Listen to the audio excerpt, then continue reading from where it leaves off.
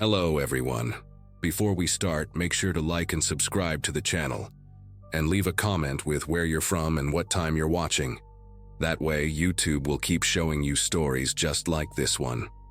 Now, let's begin.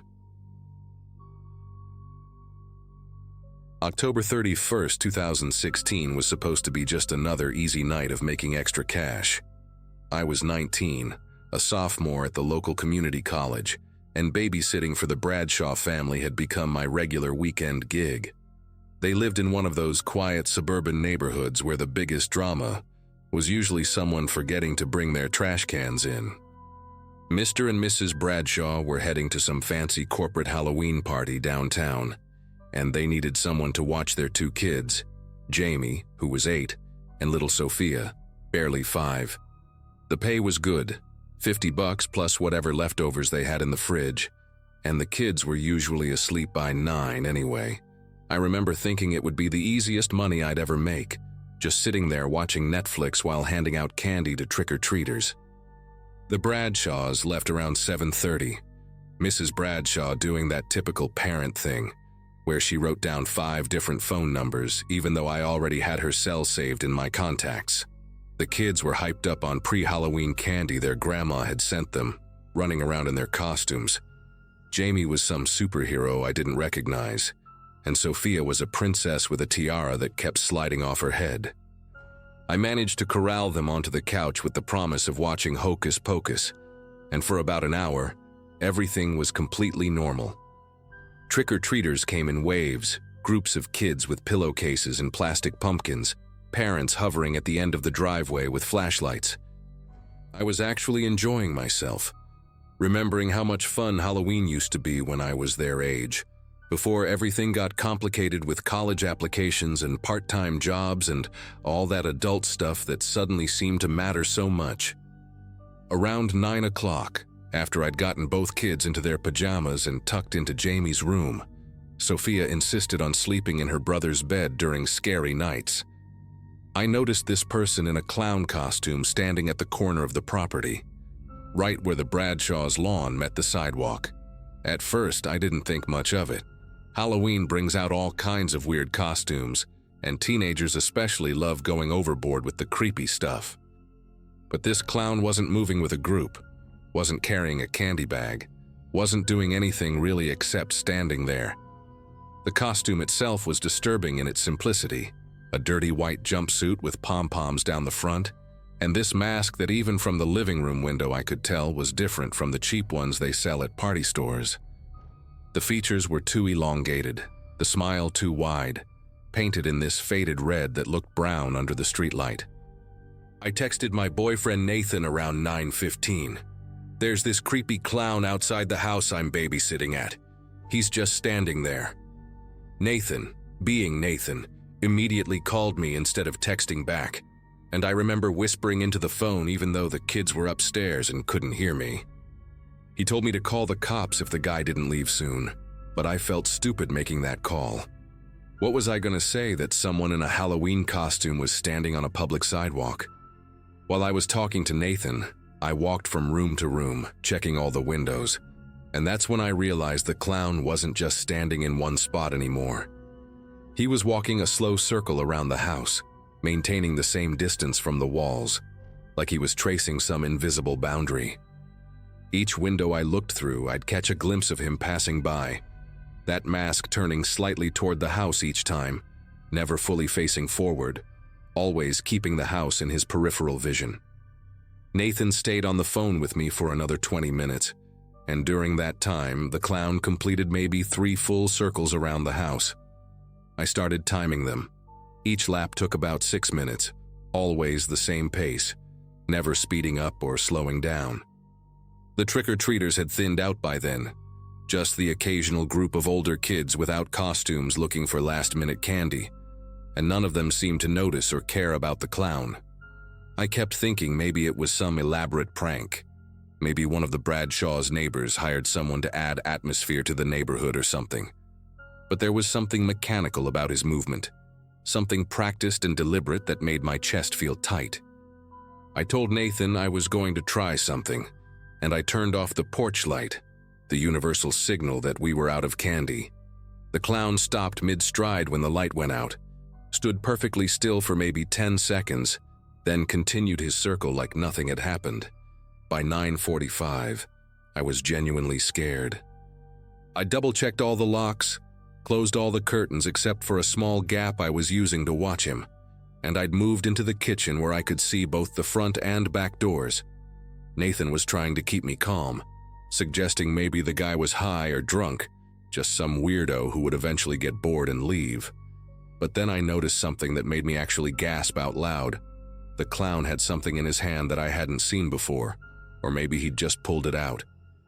It was a phone, and he was holding it up, not like he was texting or calling someone, but like he was recording.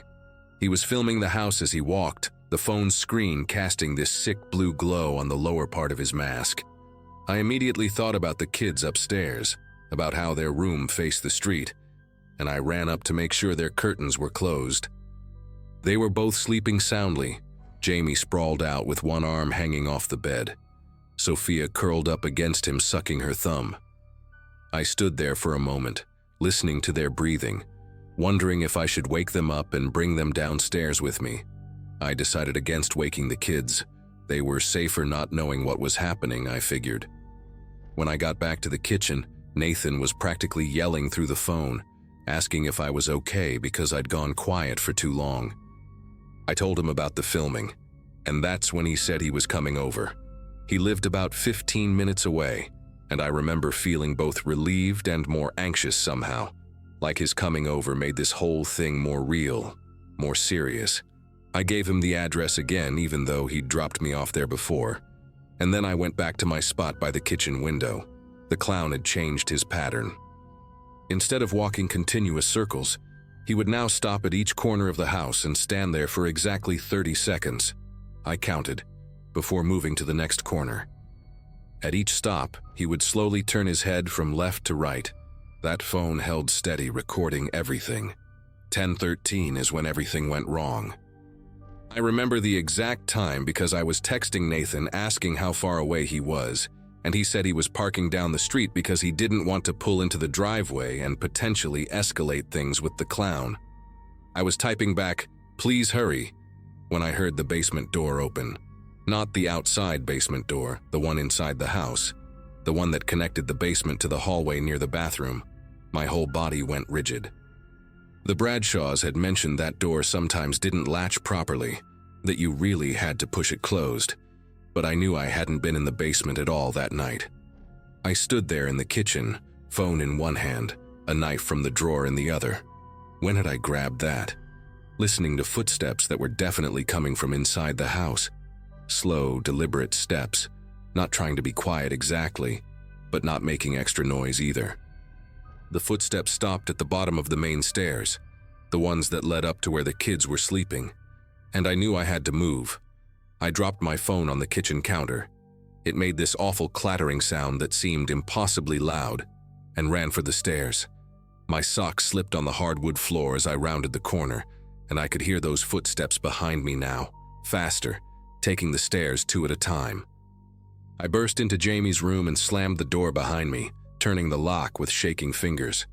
The kids woke up confused, Sophia starting to cry, and I pulled them both into Jamie's closet, whispering that we were playing a game, a Halloween game where we had to hide really quietly. Jamie was old enough to know something was wrong, his eyes wide in the darkness of the closet, but he held his sister tight and didn't say a word. Through the closet door, I could hear footsteps in the hallway, slow again, stopping at each door. The handle of Jamie's room jiggled once, twice, then nothing. Just breathing on the other side of the door, raspy and deliberately loud, like whoever it was wanted us to know they were there. The silence stretched out for what felt like hours but was probably only 2 or 3 minutes. Then I heard Nathan's voice from downstairs, shouting my name, saying the front door was wide open. The footsteps in the hallway moved fast then, running toward the stairs, and I heard Nathan yell something I couldn't make out, followed by what sounded like furniture falling over. I wanted to leave the closet, wanted to help, but Sophia was clinging to me so tight I could barely breathe, and Jamie was whispering, "Don't leave us, please don't leave us," over and over.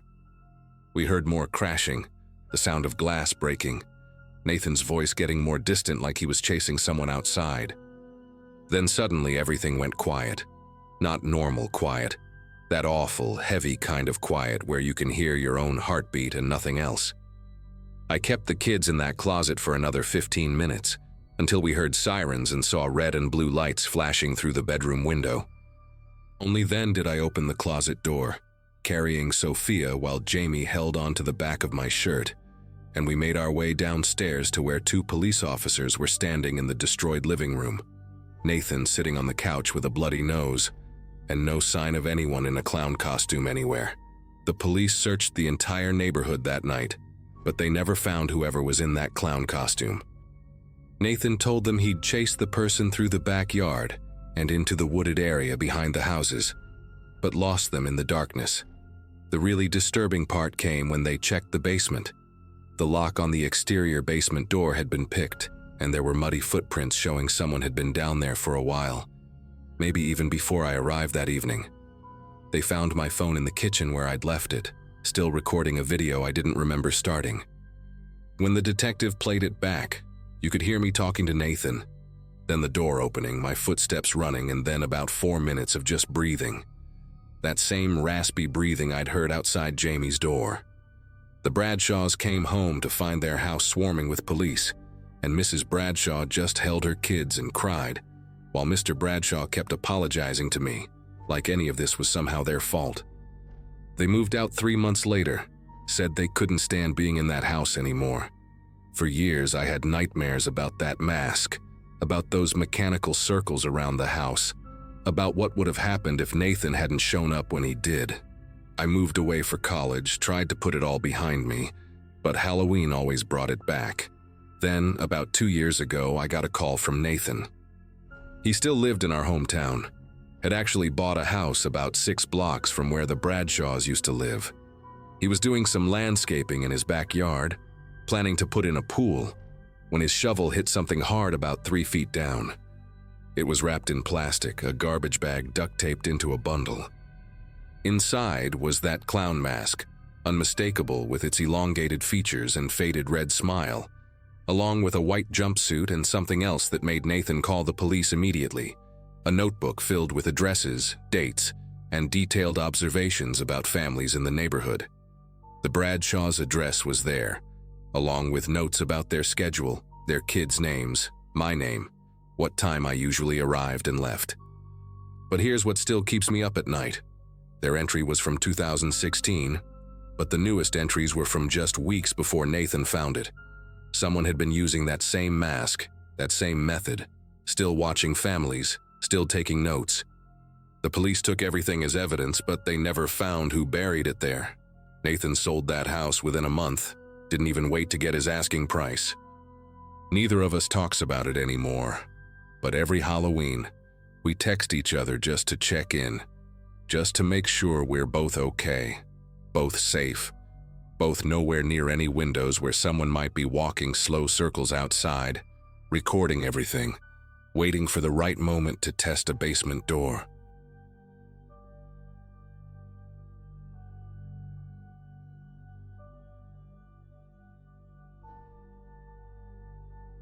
Halloween 2022 changed everything for me. I was a senior at the State University, majoring in journalism, and I'd been covering campus stories for the student paper since freshman year. That October night started like any other Halloween weekend. Costume parties everywhere, drunk students stumbling around downtown, the usual chaos. I wasn't even supposed to be working that night, but our regular photographer, Kevin, had called in sick at the last minute. The editor asked if I could cover the big costume party at the Vault, this converted bank building that served as the hottest club near campus. I grabbed my camera, threw on a lazy vampire costume, just fangs and a cape over regular clothes, and headed downtown around 10 p.m.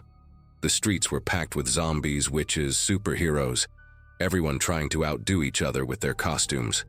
The party was exactly what you'd expect. Wall-to-wall people, terrible music, overpriced drinks. I spent about 2 hours taking photos of costume contest winners and drunk kids making fools of themselves. Around midnight, I noticed this guy in an incredibly detailed plague doctor mask. You know, those bird-like masks with the long beaks that medieval doctors wore during the Black Death. But this wasn't some cheap Halloween store version. The leather looked aged and authentic, with brass fixtures and glass eyepieces that reflected the strobe lights in this unsettling way. He was tall, maybe 6'2", wearing a long black coat that seemed way too heavy for the warm October weather we were having. What really caught my attention was how he moved through the crowd. People seemed to unconsciously step aside when he walked by, creating this bubble of space around him that felt wrong in such a packed venue. I raised my camera to get a shot of the costume, but when I looked through the viewfinder, he was staring directly at me through those glass lenses. I lowered the camera and he was gone, just vanished into the crowd like smoke. That should have been my first warning, but I brushed it off. People move fast in clubs, especially when they're drunk. I kept shooting photos for another hour until I ran into my roommate Jordan, who was dressed as some anime character I didn't recognize. He was completely wasted, barely able to stand, and his girlfriend Melissa was trying to convince him to leave. She asked if I could help her get him back to our apartment since it was on my way home anyway. We basically carried Jordan out of the club around 1:30 a.m., each of us supporting one of his arms while he mumbled about wanting pizza. The downtown area was still buzzing with people, but as we turned onto Riverside Avenue, the crowds thinned out. That's when I saw the plague doctor again, standing under a streetlight about a block ahead of us, perfectly still, facing our direction. Melissa noticed him too and made some joke about creepy dudes on Halloween, but something about the way he stood there made my chest tighten. We turned down Crawford Street to avoid walking past him. It was a shortcut anyway, cutting through this older part of downtown where they hadn't updated the streetlights yet. The street was darker than usual because several lights were out, and the shadows from the working ones created these long, distorted shapes on the pavement. Jordan had gone quiet, his head lolling forward as we dragged him along. About halfway down the block, Melissa's phone rang, her sister calling to make sure she got home safe. She let go of Jordan to answer, and I had to grab him with both arms to keep him from falling. That's when I heard footsteps behind us, slow and deliberate, the sound of heavy boots on concrete. I turned around and saw that plague doctor mask again, maybe 30 feet back, just walking steadily in our direction. I told Melissa we needed to move faster, but she was still on the phone, not paying attention. Jordan chose that exact moment to throw up all over his anime costume and my shoes, the smell of cheap beer and whatever he'd eaten hitting me instantly. While I was trying to keep him upright and not gag myself, Melissa finally hung up and started freaking out about Jordan's condition. We needed to stop and let him catch his breath, so we propped him against a brick wall next to this abandoned print shop that had been closed for years. The windows were boarded up with plywood that had graffiti tags I recognized from around campus.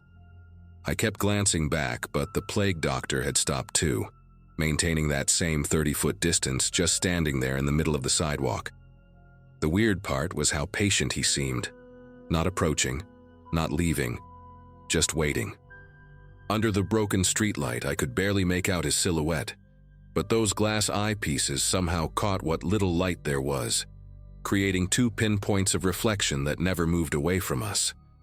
Melissa was digging through her purse for tissues to clean Jordan up when we heard voices coming from the other end of Crawford Street. A group of people laughing and singing, probably heading home from another party. Relief washed through me because witnesses meant safety, right? But as the group got closer, I realized they were all wearing masks too. A wolf, a Jason hockey mask, something that looked like melted flesh, and another plague doctor mask, though cheaper looking than the one following us. They walked past us without acknowledging we were there, even though Jordan was actively dry heaving against the wall, and Melissa was practically yelling at him to drink some water. The group just flowed around us like we were invisible, their laughter continuing uninterrupted. When I looked back again, our plague doctor had moved closer, maybe 15 feet now, and 2 more figures had joined him, both in different but equally elaborate masks. One looked like a Victorian porcelain doll face. The other was some kind of demon with curved horns. That's when panic really set in. I grabbed Jordan under his arms and basically started dragging him forward while Melissa kept asking what was wrong. I couldn't form words to explain that 3 people in masks were following us and getting closer with each passing second. We stumbled forward, Jordan's feet barely helping, his weight making every step a struggle. The end of Crawford Street opened onto Washington Boulevard, where there should have been traffic, more people, safety. But when we reached the intersection, the usually busy boulevard was completely empty. No cars, no pedestrians, no sound except our own ragged breathing and Jordan's incoherent mumbling. The traffic lights were still changing from green to yellow to red, illuminating the empty asphalt in shifting colors, but there was nothing to direct. I could hear those footsteps getting closer, multiple sets now, no longer trying to match our pace but gaining on us. Melissa finally turned around and saw them. Her scream cut through the silence like breaking glass. We ran, or tried to run with Jordan barely conscious between us. We made it maybe half a block down Washington before Jordan's legs completely gave out and we had to stop. The masked figures had spread out behind us, no longer walking in a group but forming a semicircle that was slowly closing in. That's when I noticed others stepping out from doorways and alleys ahead of us. More masks, different styles but all elaborate and disturbing. A cracked baby doll face with one eye missing, a leather mask with zippers for features, something that looked like exposed muscle and sinew. They moved with this horrible synchronization, like they'd rehearsed this exact scenario. Melissa was crying, begging them to leave us alone, offering money, her phone, anything. But they never spoke, never made any sound except their footsteps. The original plague doctor raised one gloved hand and pointed at Jordan, then made a beckoning motion with his fingers. The message was clear. They wanted him.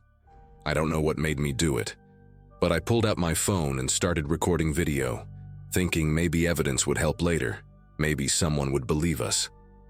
Through the screen, I saw something that made my knees weak. Jordan wasn't Jordan anymore. Where my roommate's face should have been, there was a blank, smooth surface, like skin stretched over where features should be. No eyes, no mouth, no nose, just flesh-colored nothing. Melissa saw my phone screen and looked down at what we were holding between us. Her scream this time was different, raw terror mixed with confusion. But when I looked directly at Jordan without the phone, his face was normal again, drunk and pale, but definitely there. I lifted the phone back up and through the camera, that horrible blank face returned. The masked figures had stopped moving, apparently waiting for us to understand something.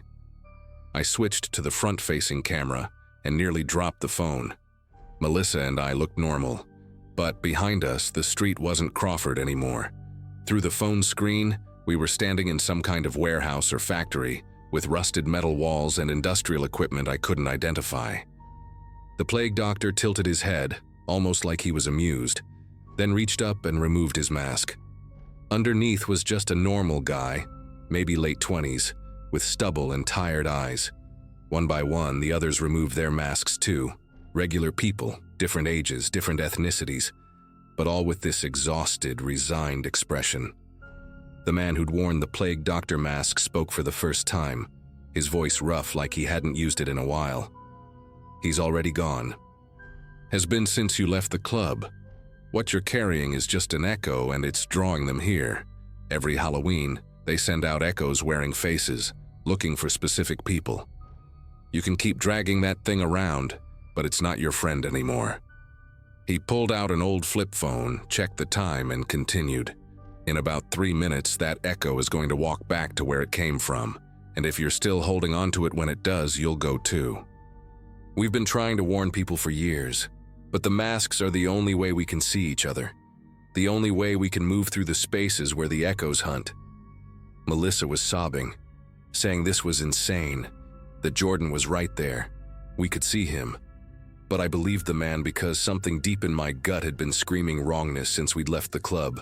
The plague doctor man tossed me a rubber Halloween mask, a cheap werewolf one from a dollar store. Put it on and look at your friend again, he said. Then decide if you want to let go. With shaking fingers, I pulled the mask over my head. Through the eye holes, Jordan wasn't there at all. Just a column of static, like television snow in human shape, and where his feet should have touched the ground, there was nothing, just empty space. Worse, I could see thin, translucent threads extending from the static thing into both Melissa and me, wrapped around our wrists like fishing line. The masked people weren't people anymore either. Through the werewolf mask, they looked like burn victims, with melted, scarred skin and missing pieces, but their eyes were kind, desperate even. 60 seconds, the man said, his voice distorted now through my mask-filtered perception. Drop it and run. Don't look back, don't go home tonight, and whatever you do, don't answer if someone calls your name. Melissa and I let go of Jordan at the same time. The moment we did, the static thing stood perfectly upright on its own, turned and began walking back toward Crawford Street with mechanical precision. We ran in the opposite direction, our feet slapping against wet pavement I didn't remember being wet before. Behind us, I heard the masked people scattering, their footsteps fading in different directions. We ran for blocks until we reached the 24-hour diner on Peachtree. Bright lights and normal people everywhere. Melissa collapsed in a booth, hyperventilating, while I called 911 to report Jordan missing. The police found him 3 hours later, wandering downtown in his ruined costume with no memory of anything after midnight. He was fine, completely fine, except for one thing. He swore he'd been at his parents' house in Ohio the whole time, that he'd never even come back to campus after fall break. Security footage from the vault showed him at the party, but every camera that should have caught him on Crawford Street just showed static from 1:47 to 1:50 a.m. The really screwed up part? When I developed the photos from my camera the next day, every shot I'd taken of the plague doctor at the club showed a different person's face in that mask. And in the background of each one, there was always someone in a regular Halloween mask watching.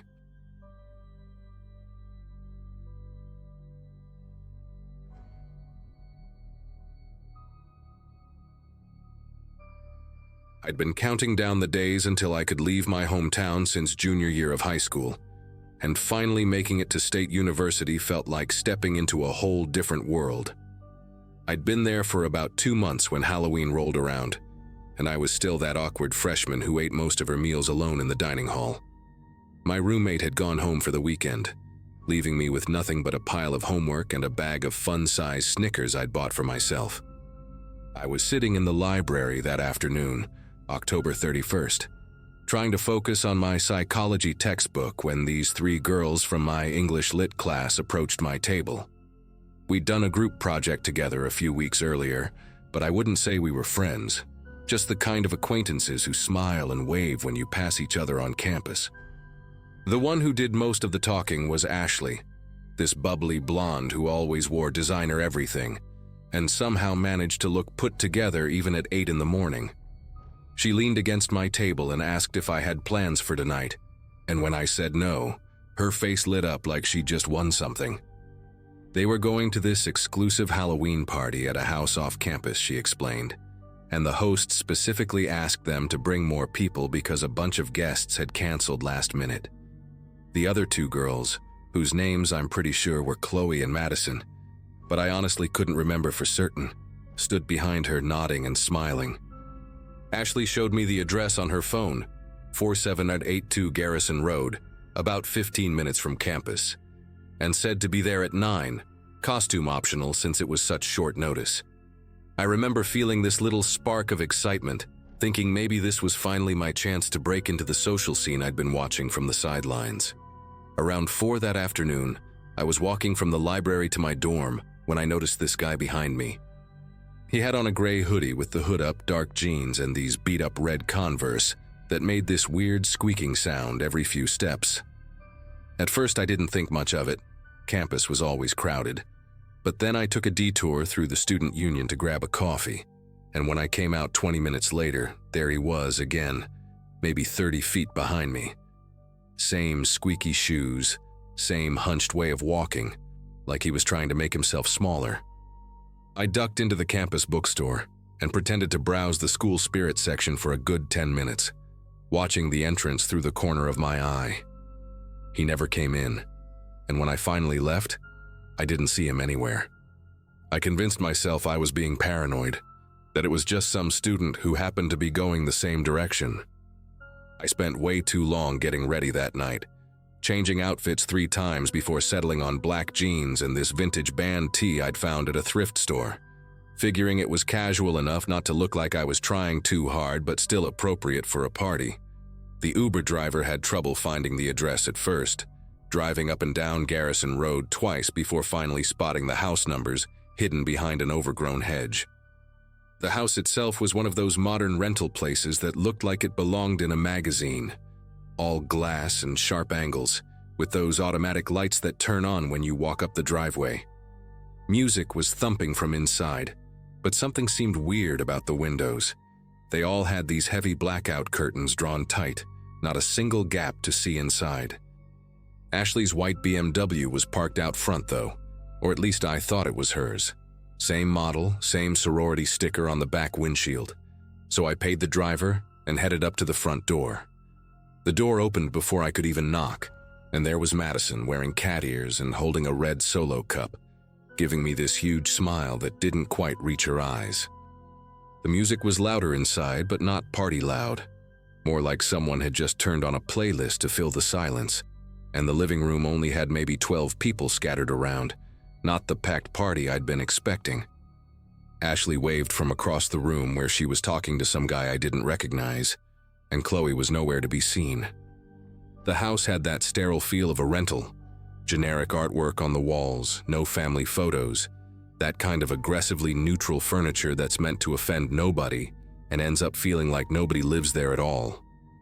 Madison handed me a drink without asking what I wanted, something pink and way too sweet that burned going down, and started introducing me to people whose names immediately slipped out of my head because I was too busy trying to figure out why everyone seemed to be watching me without actually looking directly at me. That's when I saw him in the kitchen, leaning against the counter and peeling the label off a beer bottle with his thumbnail. The guy from earlier, still in the same gray hoodie, those red Converse visible even from across the room. My whole body went rigid, and I must have made some kind of noise because Madison grabbed my arm and asked if I was okay, her fingers pressing harder than necessary into my skin. I tried to casually ask who he was, and she got this confused look and said his name was Brandon, Ashley's cousin from out of town who'd crashed the party last minute. But here's the thing. When I'd done that group project with Ashley, she'd spent half the time complaining about being an only child with no cousins, no extended family at all, just her and her divorced parents. I excused myself to find the bathroom, needing a minute to think, and Madison pointed down a hallway saying it was the last door on the right, still gripping my arm like she didn't want to let go. The hallway was darker than it should have been, with only one dim bulb at the far end, and I passed 3 closed doors before reaching the bathroom. Inside, I locked the door and immediately tried calling my roommate, but my phone had no signal, not even 1 bar, which made no sense because we were still in the city. I tried connecting to Wi-Fi, but the only network that showed up was password protected with a name that was just random numbers and letters. My heart was hammering so hard I could hear it in my ears, and when I splashed cold water on my face, I noticed my reflection looked wrong in the mirror. It was one of those 2-way mirrors, the kind where the reflection seems slightly darker, slightly off. I pressed my face close to the glass, cupping my hands around my eyes, and I swear I could see the faint outline of a room on the other side. That's when I heard footsteps stop right outside the bathroom door, and someone tried the handle, jiggling it when they found it locked. "Everything okay in there?" It was a man's voice I didn't recognize. Definitely not Brandon's because I'd heard him talking to someone when I'd walked past the kitchen. The handle jiggled again, more insistent this time, and then I heard keys jingling. Keys. Why would someone have keys to the bathroom at a party? I looked around frantically for another exit, but there was just a tiny window above the shower, barely big enough for a cat to squeeze through. "Just a minute," I called out, trying to keep my voice steady while I opened the bathroom cabinet, searching for anything I could use as a weapon. Nothing but toilet paper and cleaning supplies. The key sound stopped, followed by whispering I couldn't make out, and then footsteps walking away. I waited another full minute before cracking the door open, and the hallway was empty. But now all three of those previously closed doors were standing wide open, revealing dark rooms that seemed to be watching me. I knew I had to get out of that house immediately. But when I walked back toward the living room, the layout seemed different somehow. The hallway felt longer, and there was a turn I didn't remember taking before. The music had stopped completely, replaced by this low murmur of voices that sounded rehearsed, like people reading from a script. When I finally reached the living room, everyone had rearranged themselves. They were all sitting now, facing the front door in these neat little rows like they were waiting for something. Ashley stood up when she saw me, that same bright smile plastered on her face, and announced to the room that I was ready. Ready for what? I tried to head for the door, but two guys I hadn't noticed before stepped in front of it. Both of them bigger than football players, just standing there with their arms crossed. Brandon had moved from the kitchen and was now sitting on the arm of a couch, those red sneakers tapping against the floor in this rhythm that made my teeth hurt. "Your Uber already left," Ashley said, walking toward me with her phone in her hand, showing me the app like that proved something. "But don't worry, we've arranged another ride for you." That's when I noticed everyone else had their phones out too, all of them pointed at me, recording. The little red lights on their screens looked like eyes in the dim room, and I realized with absolute clarity that whatever they had planned, they wanted it documented. I backed up until I hit the wall, my mind racing through options. The back door, but I could see through to the kitchen where three more people were standing guard. The windows, but those blackout curtains were probably there for a reason. And even if I could get through one, I had no idea what was on the other side. Madison and Chloe flanked Ashley now, all three of them moving closer in this synchronized way that made them look like hunters who'd done this before. "We've been watching you for weeks," Ashley said, her voice different now, emptied of that fake sweetness. "You walk the same routes, eat at the same places, sit in the same spot in the library. You made it so easy." That's when I did the only thing I could think of. I grabbed the lamp from the side table next to me, this heavy ceramic thing shaped like a pineapple, and hurled it straight through the front window. The glass exploded outward with this incredible crash that seemed to snap everyone out of their choreographed movements for just a second. And in that second, I ran. Not toward the window I'd just broken, they'd expect that, but straight at the two guys blocking the door, screaming at the top of my lungs this primal sound I didn't know I could make. They hesitated, probably not expecting the quiet library girl to charge them like a linebacker, and I dropped down at the last second, sliding between them on the polished floor. My knee hit the door hard, but adrenaline is a hell of a drug, and I was up and fumbling with the deadbolt before they could grab me.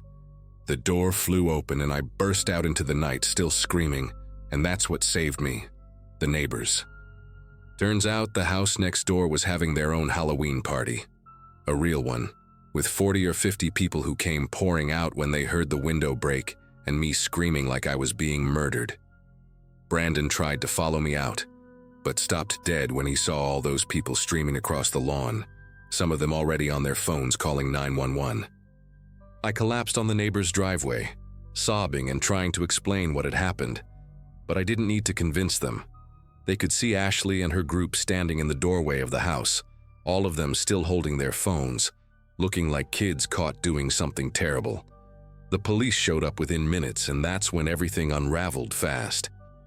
Turns out the house was an Airbnb rented with a stolen credit card.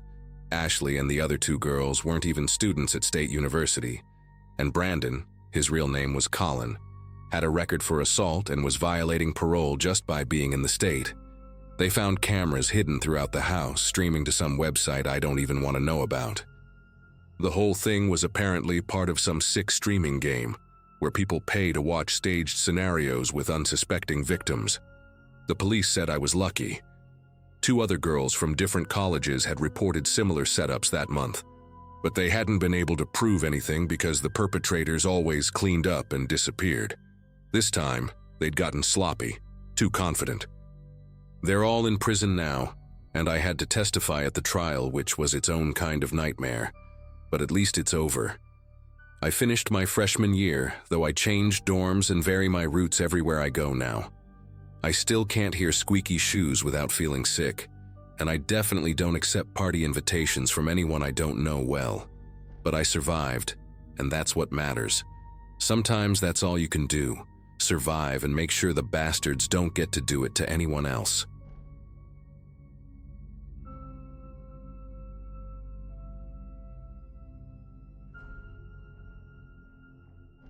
Halloween night 2018 will permanently live in my brain as the night I realized how vulnerable we really are in our own homes.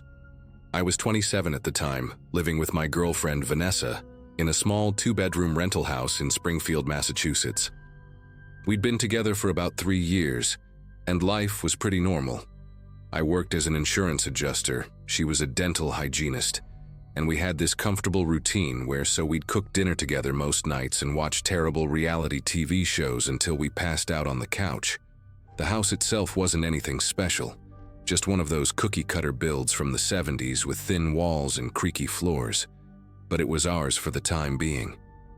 That Halloween fell on a Wednesday, and Vanessa had been excited about this new Italian place that opened downtown, so we'd made reservations weeks in advance. I remember she wore this deep purple dress that she'd been saving for a special occasion, and I'd actually ironed a button-down shirt for once, which she'd joked about all evening. We left around 6:30, right when the trick-or-treaters were starting to come around, and I'd left our porch light off since we wouldn't be home to hand out candy anyway. Dinner was fantastic. We're talking homemade pasta, wine that was probably too expensive for our budget, and this tiramisu that Vanessa kept saying she wanted to recreate at home.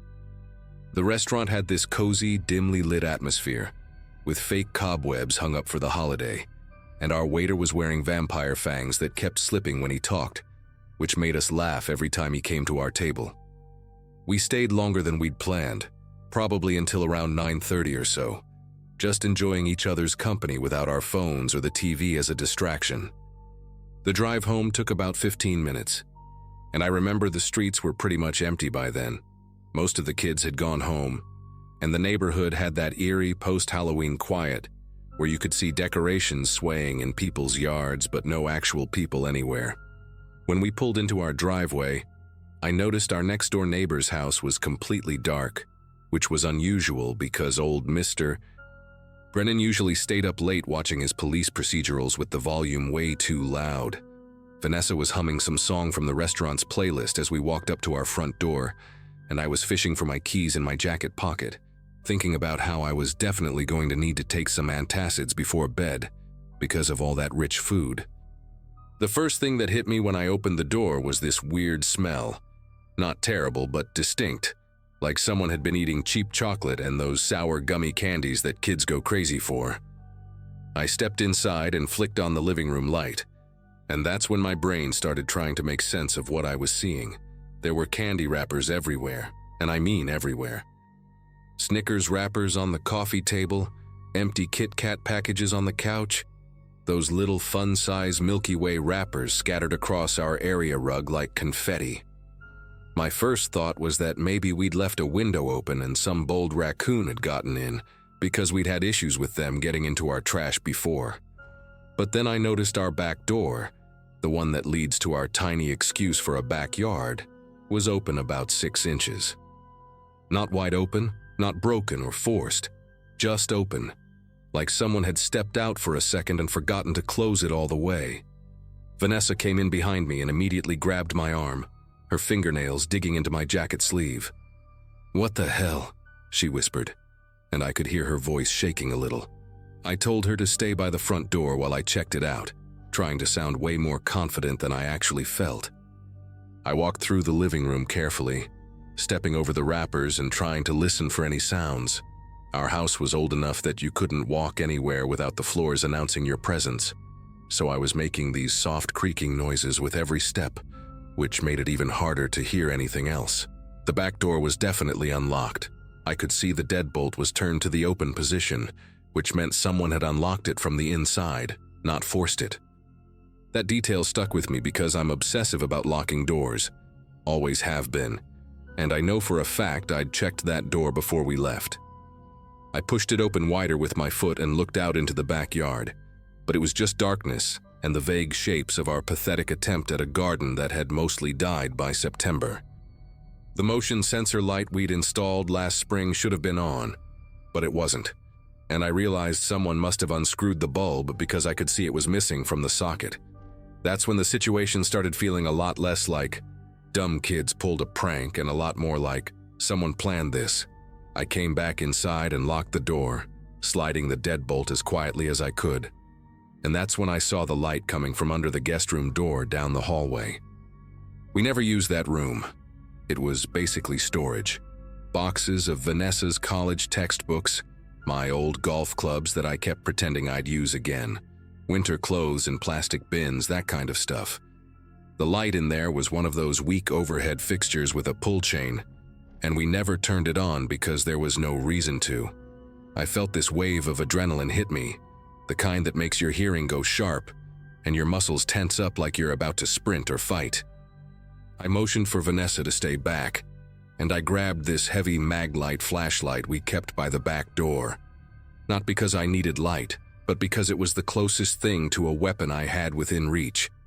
As I got closer to that door, maybe 10 feet away, I heard it. Breathing. Not heavy, not labored, just the quiet, rhythmic sound of someone trying very hard to stay still and silent. It was coming from inside that room, and whoever it was wasn't doing a great job of staying quiet, because I could hear this faint whistling sound on the exhale, like their nose was stuffy or they'd been running. My brain was racing through possibilities. Maybe it was a kid who'd gotten scared and was hiding. Maybe it was some homeless person who'd found a way in and was just trying to survive the cold night. Maybe it was someone high on drugs who didn't even know where they were. But then I heard a small mechanical sound, like a phone vibrating on silent mode, and the breathing stopped completely. Whoever was in there had just gotten a message or notification, and they were now aware that we were home, and probably knew we'd heard them. The silence that followed was worse than the breathing, because it meant they were listening for us, just as intently as we were listening for them. Vanessa had moved closer despite my warning, and she was standing maybe 5 feet behind me, her phone already open to the 911 screen, with her thumb hovering over the call button. I could see her face in the glow of her screen. She was pale, her jaw clenched, eyes wide but focused. I remember thinking how crazy it was that we were standing in our own hallway, in our own house, afraid of a door we opened and closed 100 times before. I raised my voice, trying to sound authoritative, but hearing it come out shakier than I wanted, and said something like, "We've already called the police, they're on their way, you need to come out now." Complete bluff, obviously, but I didn't know what else to do. For maybe 10 seconds, nothing happened. Then I heard movement. Not toward the door, but away from it, like shuffling footsteps moving toward the window on the far side of the room. That window.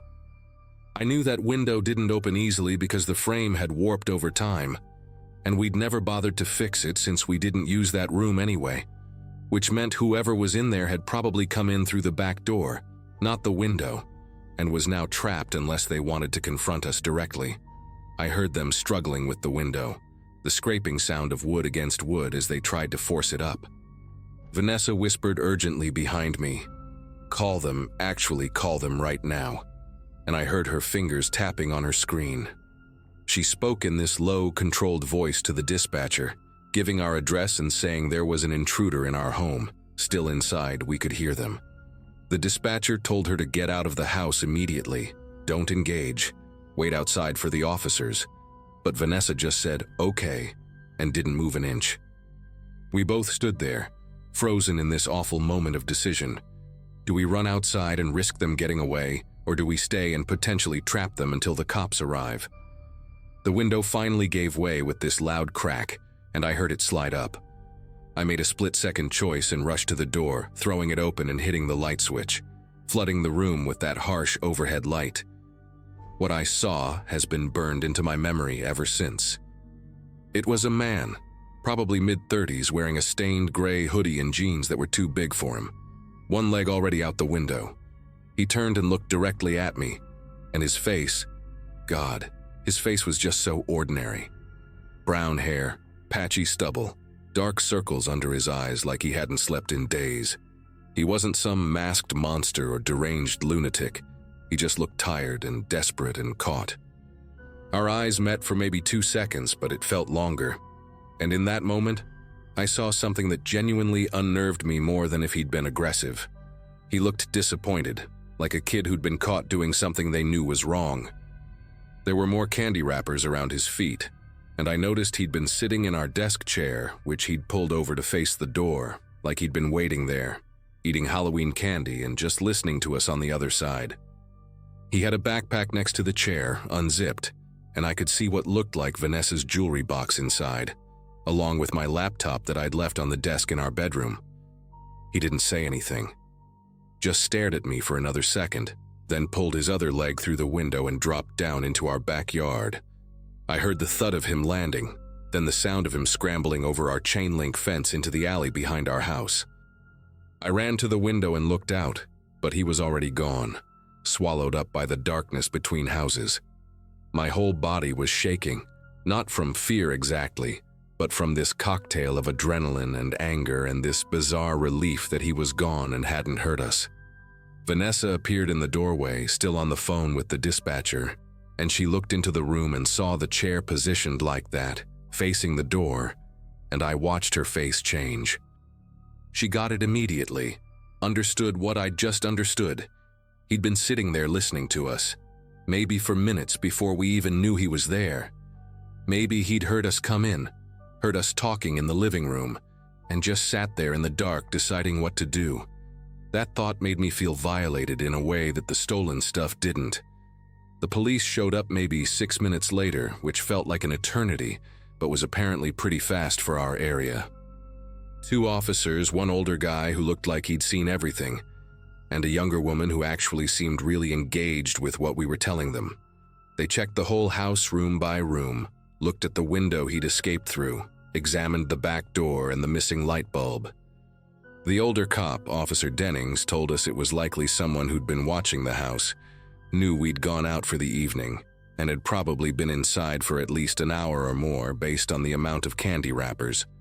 He pointed out that the guy had eaten maybe 20 or 30 pieces, which takes time, and he'd clearly gone through our bedroom since he had my laptop. The younger officer, her name tag said Alvarez, she's the one who asked the question that made everything click into place. How did he get in? Was the back door unlocked when you left? I told her no, absolutely not.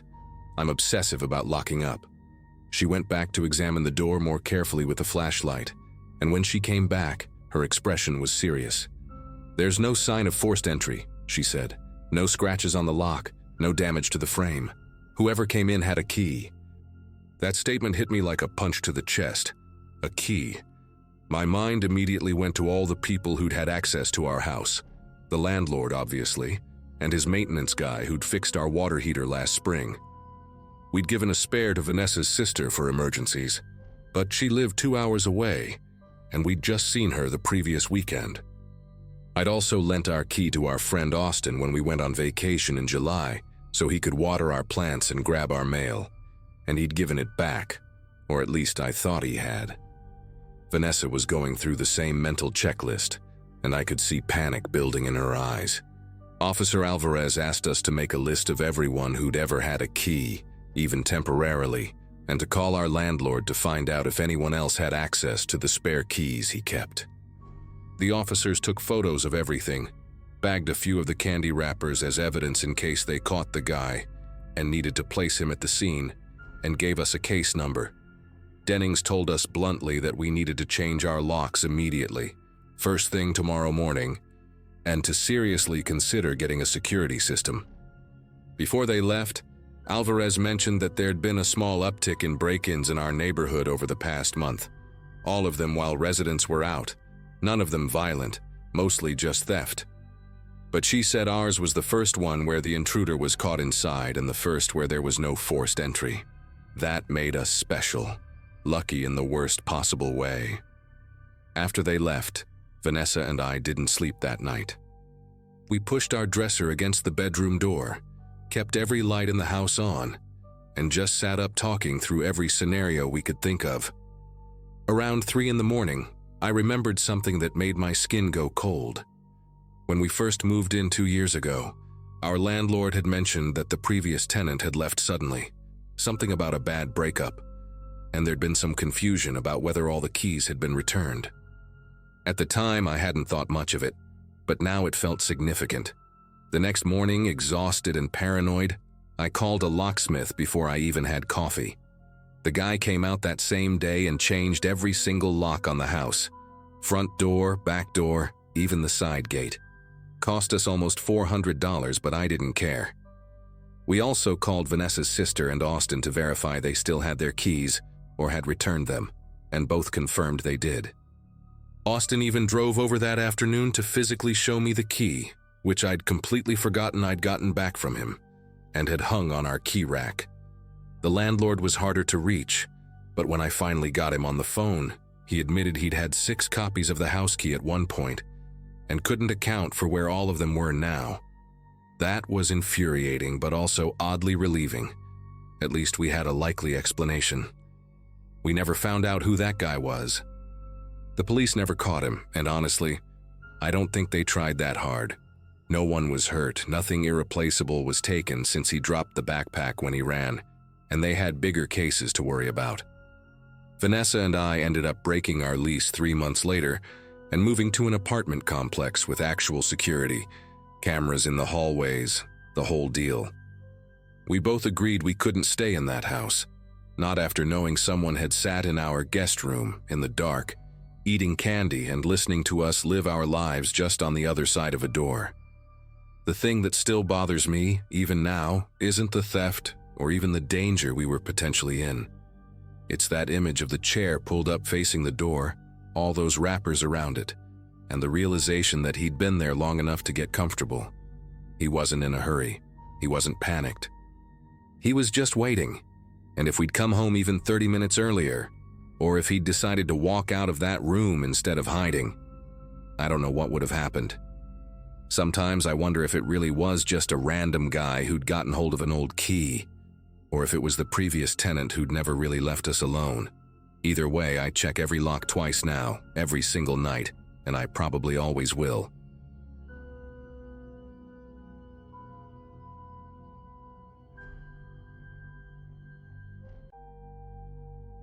Halloween used to be my favorite holiday. I'm talking full-on obsessed, planning costumes in August, mapping out the best candy routes, the whole deal. I was 14 in October 2015, living with my mom and younger brother in a suburb outside Portland, Oregon. Our street, Oakmont Drive, was one of those picture-perfect neighborhoods where people actually knew each other's names and borrowed lawn equipment. Every house went all out for Halloween. Carved pumpkins, fake cobwebs, those inflatable ghosts that looked ridiculous in daylight. Except for one house. Number 447, about 5 doors down from us. A single-story ranch with faded blue siding, belonging to a guy everyone just called Mr. Henley. He'd lived there longer than anyone could remember, kept to himself, never caused problems. But here's the weird part. Every single Halloween, without fail, he'd decorate his front porch. Not elaborate stuff, just a couple of carved pumpkins, some orange lights, a wreath on the door. Made it look like he was participating.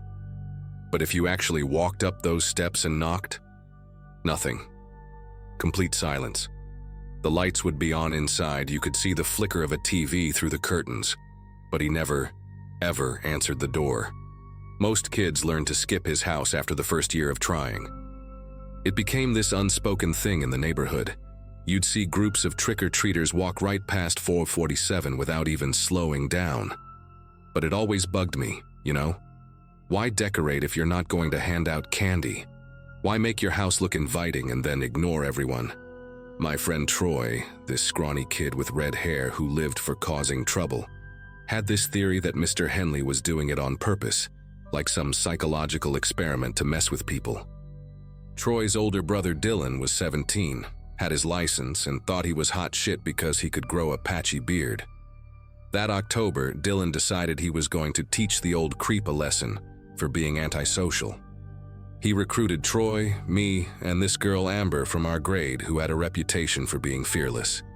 The plan was simple, stupid teenager stuff. We'd go to Mr. Henley's house on Halloween night, TP his trees, maybe smash a pumpkin, ring the doorbell a bunch of times, and run. Classic prank, nothing crazy. I remember feeling uneasy about it even then, but I didn't want to look like a coward in front of everyone, especially Amber. So I agreed. Halloween night came with that perfect autumn chill in the air. Our neighborhood was packed.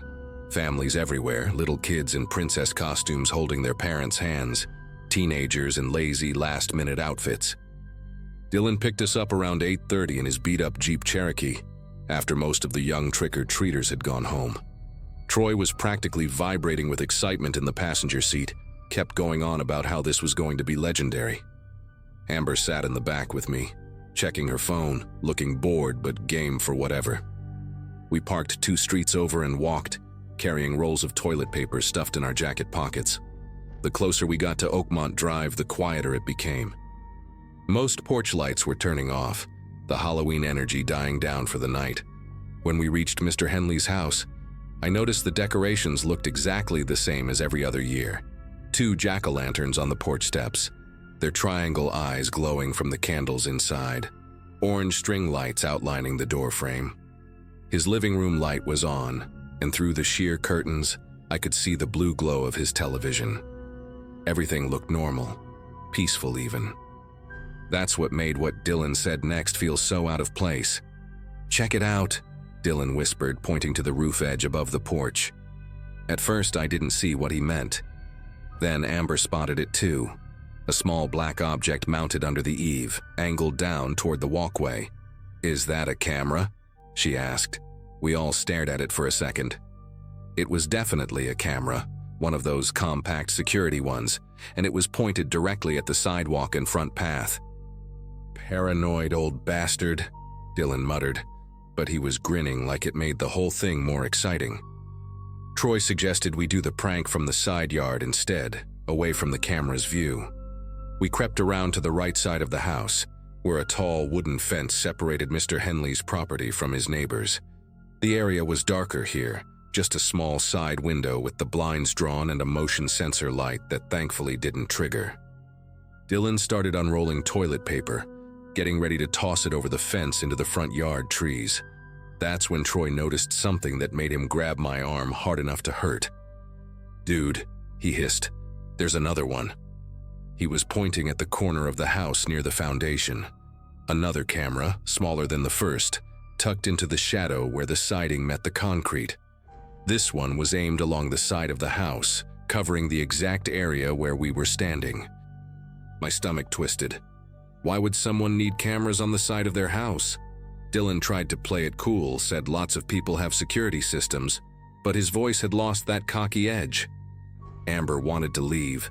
She kept saying this was creepy and we should just go, but Troy, stubborn as always, said we'd come this far and weren't going to chicken out over some cameras.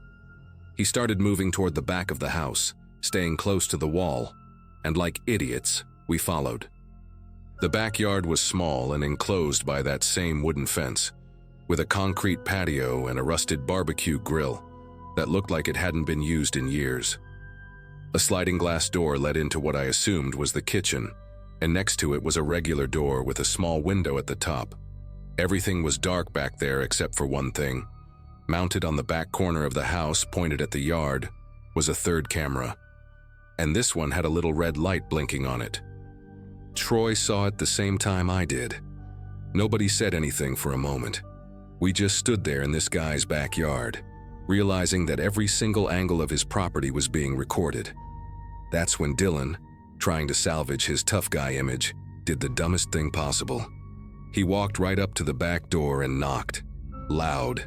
The sound echoed in the quiet night. We all tensed up, waiting for Mr. Henley to flip on the porch light or yell at us to get lost. But nothing happened. Dylan knocked again, harder this time, the kind of aggressive banging that would wake up anyone inside. Still nothing.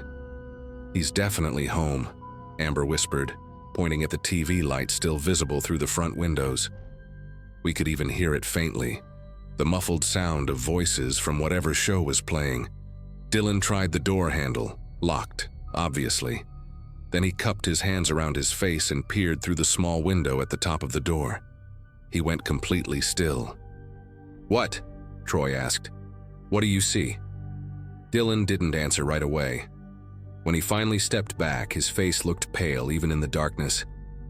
"There's papers," he said quietly. "Like, everywhere, covering the walls." Before anyone could process that, Troy shoved past him and looked through the window himself. "Holy shit," he breathed. "It's all printouts. Photos, I think." I didn't want to look. Every instinct was screaming at me to get out of there, to go home, forget this whole stupid night. But curiosity is a terrible thing. I stepped up and pressed my face to the cold glass. The kitchen was dim, lit only by the glow spilling in from another room, but I could see enough. The walls were absolutely plastered with printed photographs, hundreds of them, maybe thousands, overlapping each other like scales on a fish. They covered every visible surface, taped up in this obsessive collage that made my brain hurt to look at. From what I could make out, they were pictures of the street. Our street, different times of day, different seasons. I recognized Mrs. Palmer's garden from last spring, the Johnsons' car that they'd sold months ago, and people. Kids walking to the bus stop, parents pushing strollers, teenagers on bikes, all taken from a distance like surveillance photos. My eyes landed on one image that was closer than the others, clearer. It showed 3 kids in Halloween costumes from what looked like last year, a vampire, a witch, and a skeleton. They were walking right past Mr. Henley's house, probably on their way to better candy spots. The photo was zoomed in enough that you could see their faces clearly. I recognized the vampire. It was Troy's little sister, Kayla. She'd been 9 last Halloween. "We need to call the cops," Amber said, and her voice was shaking now. She had her phone out already. But before she could dial, we heard it. A sound from inside the house. Not footsteps exactly, more like something being dragged across the floor. Heavy and slow. We all backed away from the door at the same time. Troy grabbed Dylan's arm and started pulling him toward the side of the house, toward the way we'd come in. That's when I noticed Dylan was staring at something. "Where's Troy?" he said. It took a second for the words to make sense. I turned around. Troy was right there next to Dylan. He'd just been pulling on his arm. But Dylan wasn't looking at Troy. He was looking past us, at the back fence. "Not Troy," Dylan said, his voice weird and flat. "The other kid, the one who was just standing by the grill." Ice flooded my veins. There had been 4 of us, me, Dylan, Troy, and Amber. Nobody else. "What are you talking about?" Amber demanded. But she was looking around now too, her phone's flashlight swinging wildly. Dylan insisted he'd seen someone, a shorter figure in dark clothes, standing by the barbecue grill when we were all looking through the window. He'd assumed it was one of us who'd wandered off. We tore out of that backyard like our lives depended on it. I slammed my shin against the corner of the fence gate so hard I saw stars, but I didn't stop running. We didn't stop until we reached Dylan's Jeep 2 streets away, all of us gasping for air, checking and rechecking that it was just the 4 of us. Dylan kept insisting he'd seen someone, describing a person maybe 5 feet tall, wearing a dark hoodie. Troy called him paranoid, said it was just shadows and he'd freaked himself out. But I'd seen Dylan's face in that moment. He wasn't the type to scare easy, and he'd looked genuinely confused, like his brain couldn't make sense of what his eyes had seen. We sat in the Jeep for almost 20 minutes arguing about what to do. Amber wanted to call the police immediately and tell them about the cameras and the photos. Troy was worried we'd get in trouble for trespassing. Dylan had gone quiet, just gripping the steering wheel and staring out the windshield. Finally, I convinced them we should at least tell our parents. Let them handle it like adults. We agreed to go home, and tomorrow we'd figure out the right way to report what we'd seen. Dylan dropped everyone off. When I got home, my mom was watching TV in the living room. I almost told her everything right then, but the words stuck in my throat. How do you explain that you were trying to vandalize someone's house and discovered something way worse? I barely slept that night. Every time I closed my eyes, I saw those photos layered on top of each other, all those unsuspecting people going about their lives while being documented. The next morning, a Wednesday, my mom woke me up early. Her face was serious in a way that made my chest tighten. "Did you see Troy last night?" she asked. I told her, yeah, we'd all hung out for Halloween. She sat down on my bed and took a breath. "His mom just called. He never came home last night." The room started spinning. I told her that couldn't be right. Dylan had dropped Troy off at his house around 10:30, same as the rest of us. My mom said Troy's mom had been up waiting, and he never walked through the door. His phone was going straight to voicemail. They'd already called the police. I got dressed in a blur, and my mom drove me to Troy's house, where there were already 2 police cars parked outside. Troy's parents looked destroyed, his mom crying on the porch while his dad talked to the officers. They asked me questions. When did I last see him? Did he mention going anywhere else? Did he seem upset or different? I told them everything I could without mentioning where we'd actually been. Said we were just walking around the neighborhood. One of the officers wrote everything down in a little notepad, his face professionally neutral, asking if Troy had any problems at home or school, the standard runaway questions. By that afternoon, I couldn't take it anymore. I called Amber and told her we needed to tell someone about Mr. Henley's house, about what we'd seen. She'd been thinking the same thing.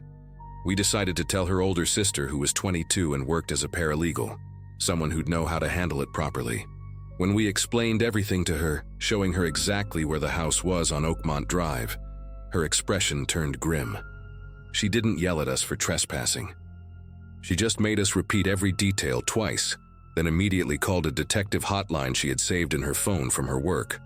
Within an hour, there were 6 police cars on our street. I watched from my bedroom window as officers surrounded Mr. Henley's house, knocking on the door with that official police knock. When he didn't answer, they went around back. I couldn't see what happened next, but within 30 minutes, they were bringing Mr. Henley out in handcuffs. He was smaller than I'd imagined, balding, wearing a cardigan that made him look like somebody's retired grandfather. He wasn't fighting or yelling. He just looked resigned, like he'd been expecting this day to come eventually. More police showed up. They started carrying boxes out of the house. Computer equipment, hard drives, file folders. The whole street came out to watch. Nobody could believe it. Mr. Henley, the quiet neighbor who kept to himself, was being arrested right in front of everyone. The full story came out over the next few days, pieced together from news reports and neighborhood gossip. Police found over 30 cameras hidden around Mr. Henley's property and inside his house, all pointed at the street and sidewalks. His computer contained thousands upon thousands of photos and videos of children from the neighborhood, organized into folders by name, age, and physical description. He'd been doing this for at least 8 years, maybe longer. The cameras had motion sensors. They'd activate whenever someone walked by. He had footage of kids waiting for the school bus, playing in yards, riding bikes. Nothing explicitly illegal in terms of the footage itself, since it was all taken from his property of public spaces. But the scope and obsessive nature of the collection was enough for charges related to stalking and endangering minors. They found detailed notes about routines, favorite colors, names of friends. It was a surveillance operation that would have made intelligence agencies jealous. But here's the thing that still haunts me. They found Troy. Not at Mr. Henley's house, and that's what made it so much worse in a way. Troy had apparently panicked after Dylan dropped him off, couldn't stop thinking about those photos and that figure Dylan claimed to see. Instead of going inside his house, he'd walked back to Oakmont Drive by himself, planning to watch Mr. Henley's house from a distance to see if anything suspicious happened. A neighbor 2 doors down from Mr. Henley had a security camera, and it caught Troy standing across the street around 11 p.m. just watching the house. What the camera also caught, about 15 minutes later, was a van pulling up. Not Mr. Henley's vehicle, something else entirely. A white contractor van with no plates visible. 2 men got out. They walked straight toward Troy. The footage was grainy and taken from an angle, but you could see Troy backing away, then the men moving faster, and then Troy was just gone. The van drove off. Police traced the van through other neighborhood cameras and traffic footage. It led them to a house in Vancouver, Washington, about 20 miles away. What they found there was worse than anything at Mr. Henley's place. Turns out Mr. Henley wasn't working alone. He was part of a network, and his role was surveillance, identifying targets, documenting patterns, providing information to others who did the actual abductions. The house in Vancouver was where they brought the kids. I can't write the details of what happened in that place. I still have nightmares about what the news reports implied. They found Troy there, along with 2 other children who'd been missing from different counties. Troy had been there less than 24 hours when police raided the location. He was physically okay, traumatized beyond belief, but alive. The timing of our discovery and report had literally saved his life. If we'd waited even one more day to tell someone, the outcome would have been different. 7 people were arrested in total, including Mr. Henley. The trial was massive, made national news for a while. Mr. Henley took a plea deal and got 40 years. The others got more. Troy moved away with his family about 6 months later. Couldn't handle living on that street anymore, knowing that his every movement had been cataloged for years by someone living 5 houses down. I don't blame him. I moved away too for college and never went back except to visit my mom. She sold that house in 2023. Sometimes I think about how many times I walked past Mr. Henley's place as a kid, completely oblivious.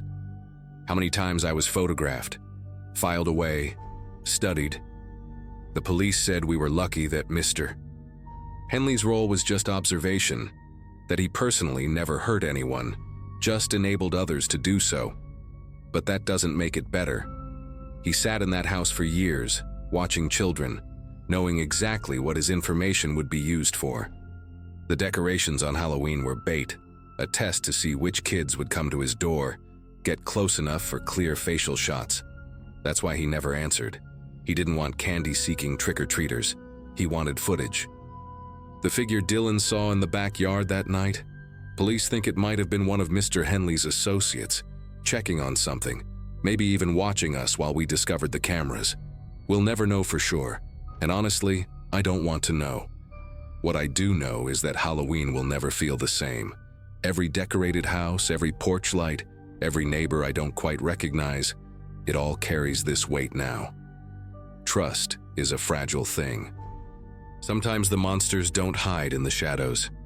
Sometimes they live 5 doors down and wave politely when you check the mail.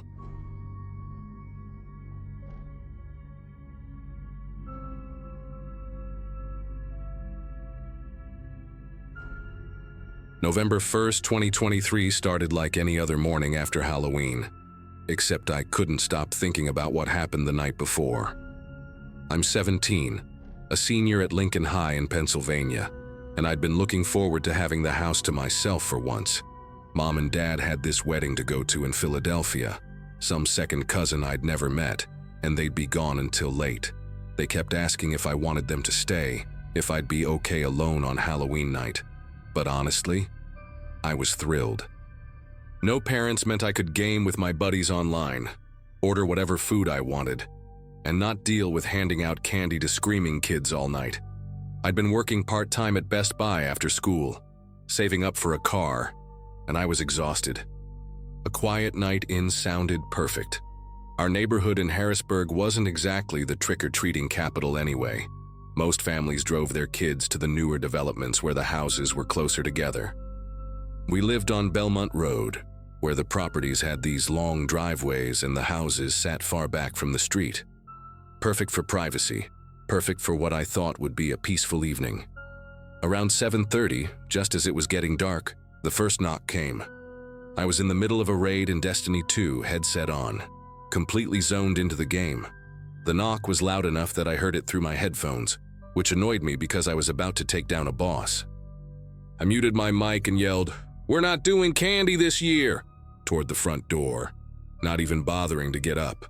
My character died because I wasn't paying attention, and I cursed under my breath. The knocking came again, harder this time, more insistent. I pulled off my headset and actually listened. It was this weird rhythm, 3 quick knocks, pause, 2 slow ones. Not the usual excited kid knock. Something about it felt deliberate, almost like a code. I pushed back from my desk in the living room where I'd set up my gaming station and walked to the front hallway. Our house has this long entrance with the door at the end, and there's a small window beside it. But the porch light was off because, well, we weren't participating. Through the frosted glass panel, I could see shapes, 2, maybe 3 people standing there. They were wearing masks, looked like adults based on their height. I figured maybe older kids, high schoolers trying to score free candy. I didn't open the door. Instead, I called out through it, "Sorry, we're not handing out candy tonight." My voice came out stronger than I felt, trying to sound authoritative like my dad does when he wants solicitors to leave. There was this long pause, maybe 10 seconds of complete silence, and I thought they'd left.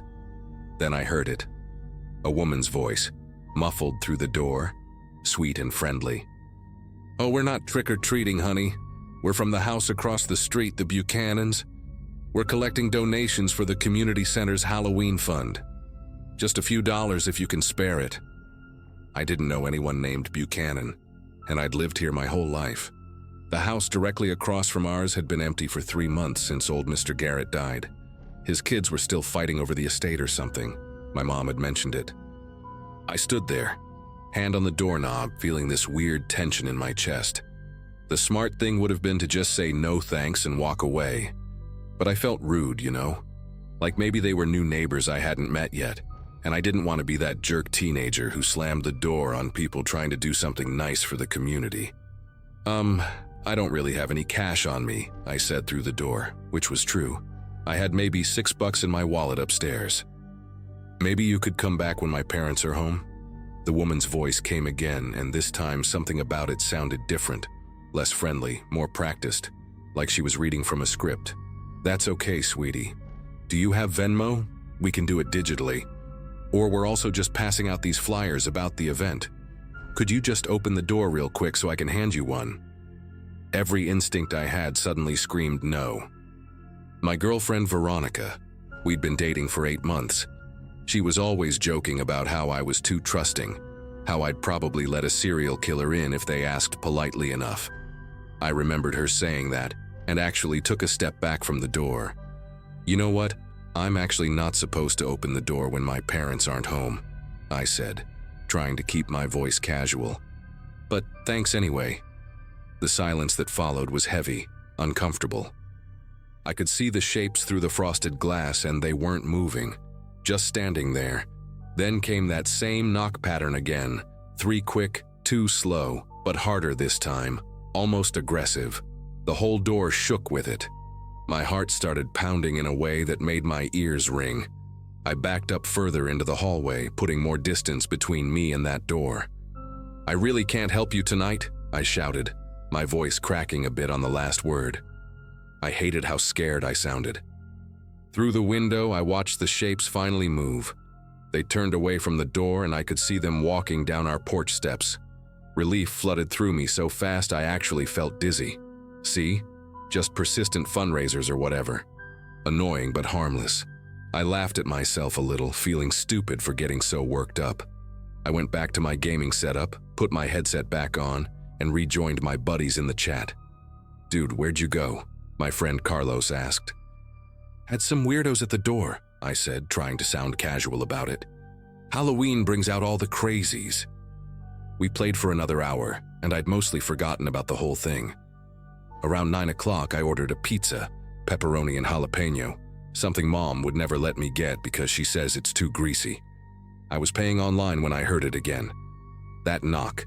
3 quick, 2 slow. I ripped off my headset so fast it clattered onto my desk. The knocking continued, patient and rhythmic, like whoever was out there had all the time in the world. This time I was angry more than scared. What part of no did these people not understand?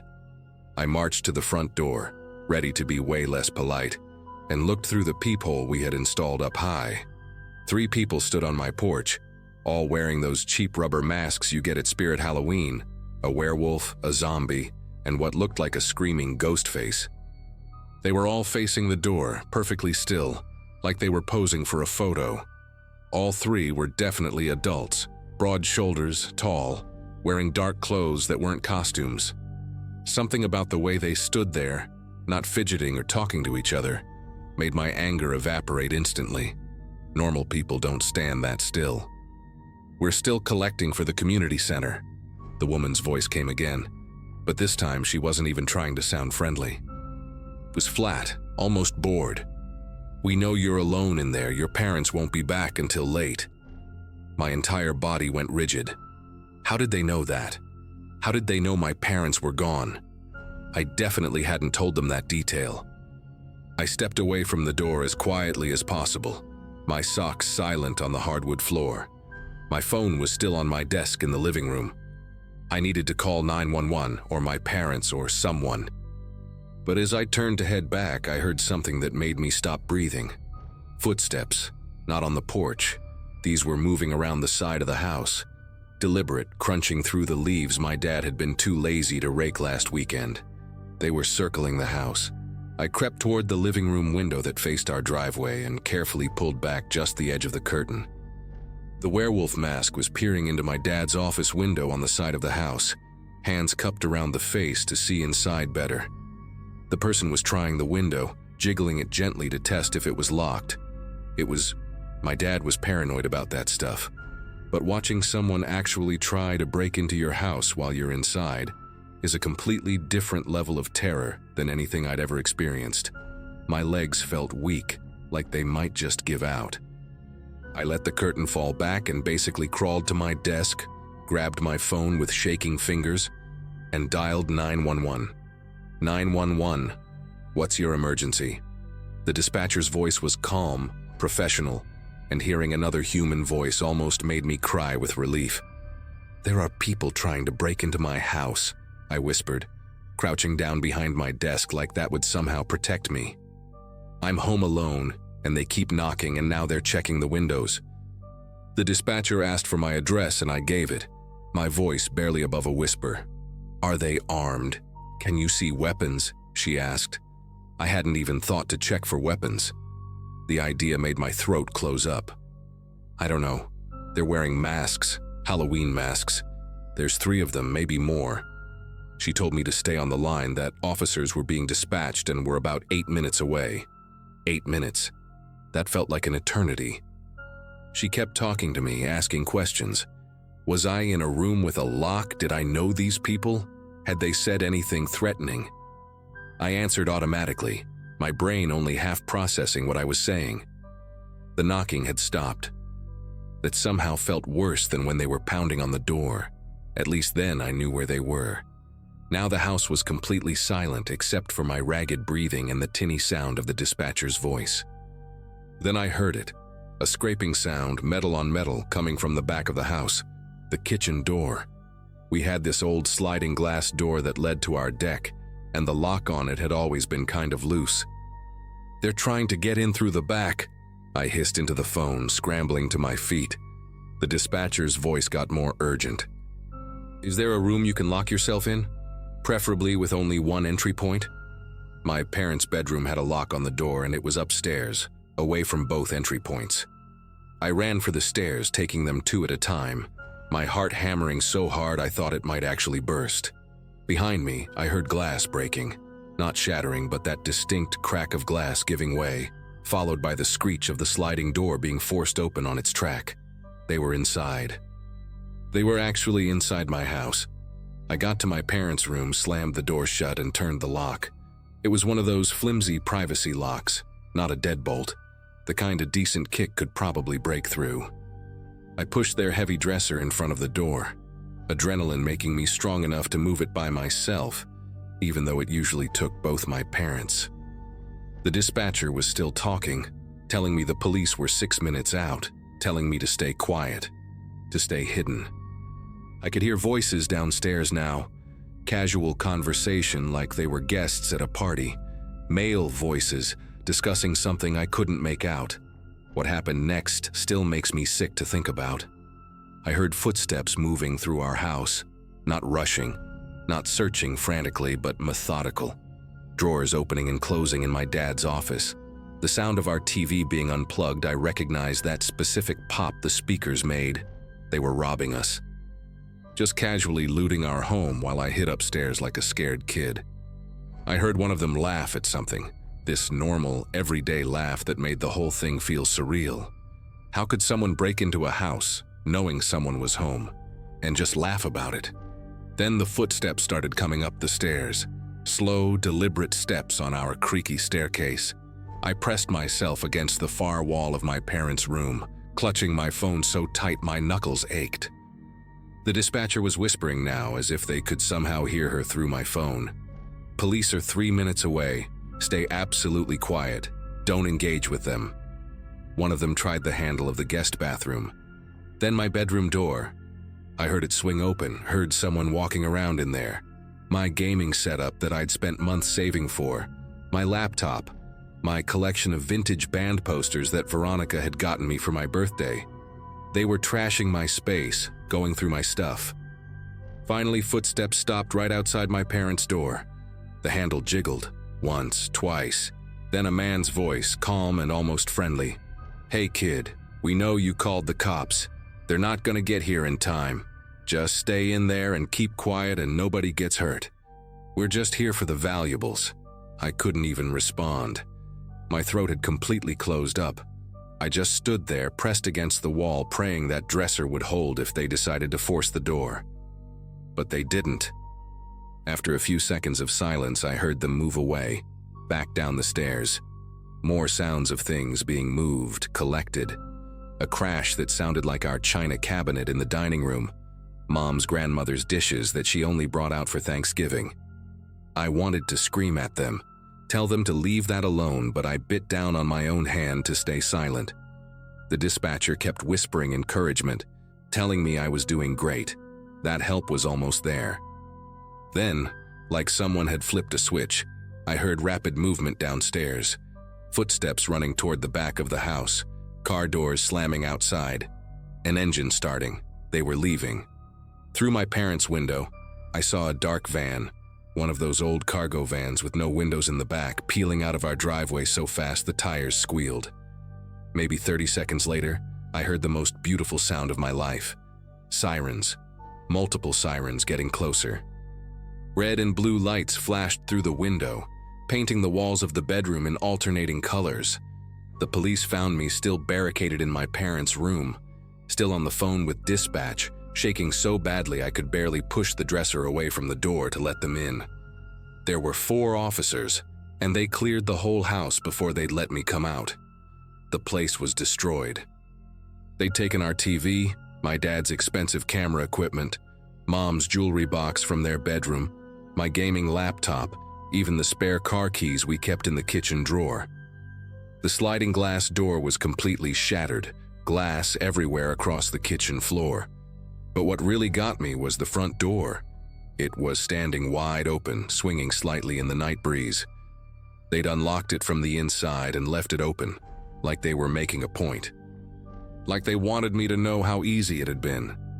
One of the officers, this older guy with gray in his beard named Officer Paulson, sat with me on the couch while they processed the scene. He explained that there'd been a string of burglaries in surrounding neighborhoods over the past 2 months.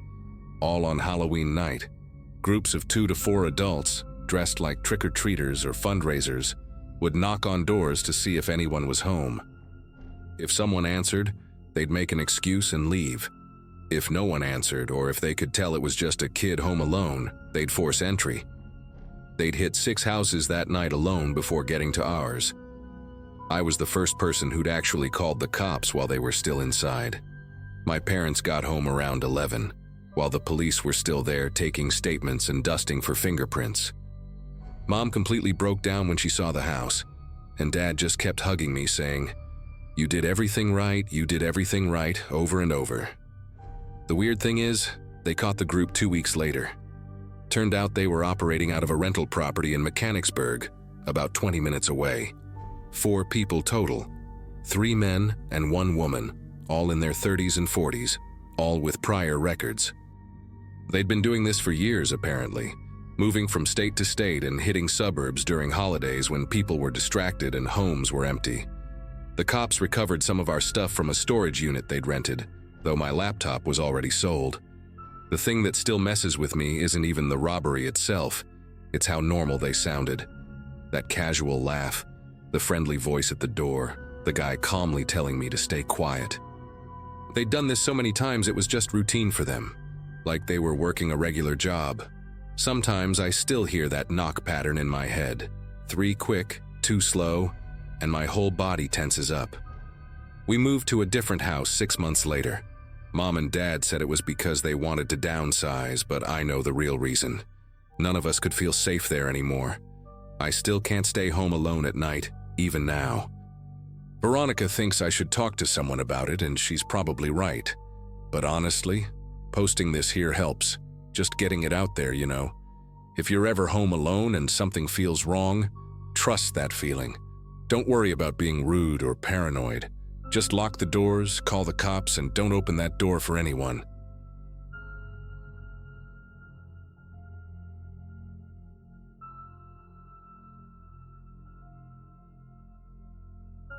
People always talk about Halloween like it's harmless. Costumes, candy, and too much sugar before bedtime.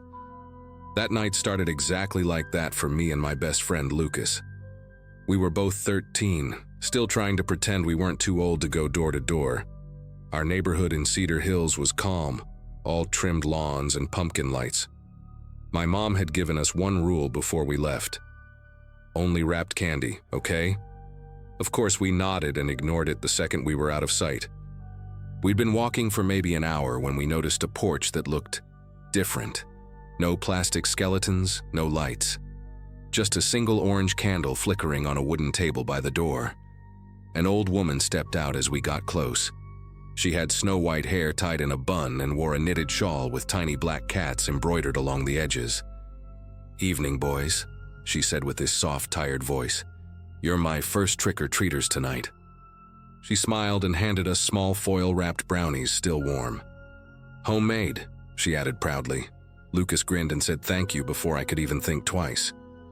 We didn't open them right away. The foil was a little greasy, and they smelled like cinnamon and cocoa. It felt almost too personal, like something your grandma would give you, not a stranger. Lucas said his aunt used to bake brownies like that, and he tore his open, took a bite, and laughed. "See? Perfectly fine." I remember hesitating, the warmth seeping through the foil into my palm. I told myself it would be rude not to at least try. So I ate half of mine while we kept walking toward the next house. About 2 hours later, I started feeling heavy, like every step was through mud. Lucas joked that maybe we'd just eaten too much candy, but his words slurred a little. I remember standing in front of a house with inflatable ghosts when the world tilted sideways. The lights stretched, the sounds of kids laughing faded, and I couldn't tell if I was still standing or on the ground. I heard Lucas mumbling something, but it sounded far away, like underwater. After that, everything went black. When I came to, I was lying on my bedroom floor. My mom was hovering over me, panicked, holding the phone to her ear. My mouth was dry and I could barely keep my eyes open. She said she'd found me collapsed near the front door when she got back from her shift. I tried to ask about Lucas, but my voice barely came out. She didn't even realize I'd gone out trick-or-treating alone. She thought he was home by then. That's when I saw the crumpled piece of foil on the floor beside me, and it hit me like a puzzle snapping together. The next morning, my mom told me Lucas had been taken to the hospital. His parents found him unconscious too in his driveway. The doctors said we were lucky. Whatever we'd eaten had been dosed with a strong sedative. Police came to ask questions, and I remember sitting on the couch trying to recall every detail about that woman's house. The candle, the shawl with the cats, the way she'd said, "You're my first trick-or-treaters tonight." I told them everything I could think of, but the more I talked, the more it felt like the edges of that memory were smudged. 2 officers drove around the block with my mom and me that afternoon. Every house looked normal. Plastic pumpkins, fake cobwebs, all the usual stuff. But when we got to the spot where I swore the old lady's house had been, there was nothing. Just an empty lot with overgrown weeds and a "for sale" sign half buried in dirt. The officer asked if I was sure, and I pointed to where the candle had been, the porch steps, everything. He just looked at me like he didn't want to say what he was thinking. That night, I couldn't sleep. My head throbbed, and I kept replaying the moment she handed us the brownies. I could still smell them, warm chocolate and cinnamon. I could even hear the faint clink of her bracelets as she moved. Around midnight, I heard footsteps outside my window. Slow, deliberate, crunching through leaves. I told myself it was a raccoon, but the steps stopped right beneath my window, and a shadow passed across the curtain. Tall but hunched. I waited, holding my breath, until it moved away toward the street. The following morning, police cars were parked down the street again. They'd found something behind the empty lot. A cellar entrance hidden beneath rotted boards. Inside, there were shelves stacked with baking ingredients, dozens of foil-wrapped brownies, and children's costumes. One of the detectives told my mom quietly that there were also blankets, a lantern, and a small radio tuned to static. No one lived there, not anymore. The house had burned down years earlier after a gas leak. That lot had been empty ever since. When they showed me photos from the cellar, one detail hit me hard. On one of the shelves was a folded shawl with embroidered black cats, exactly like the one the woman wore. The detective said they were still testing fingerprints, but his expression told me they didn't expect to find anything living down there. Lucas and I were told we'd probably ingested just enough to knock us out, not enough to kill us. Whoever or whatever that woman was, she'd planned for a much longer night. A week later, the neighborhood was back to normal. Decorations came down, kids were back in school, and adults talked about it like some urban legend that had gotten out of hand. But I couldn't walk past that lot without feeling a chill. The candle table was gone, but the grass where it once stood never grew back. It stayed like a dark patch in the dirt, perfectly round, as if scorched.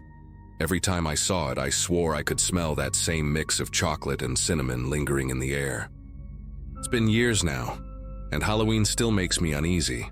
I don't touch anything homemade, not even from people I trust. Sometimes, when the porch lights start flickering at night, I remember her voice, soft, almost motherly, telling us we were her first trick-or-treaters. My mom says trauma can play tricks on memory, that maybe I misremembered parts of that night. But I know what I saw. I know what I tasted. And I know that somewhere out there, someone else might still be handing out those same warm, foil-wrapped brownies.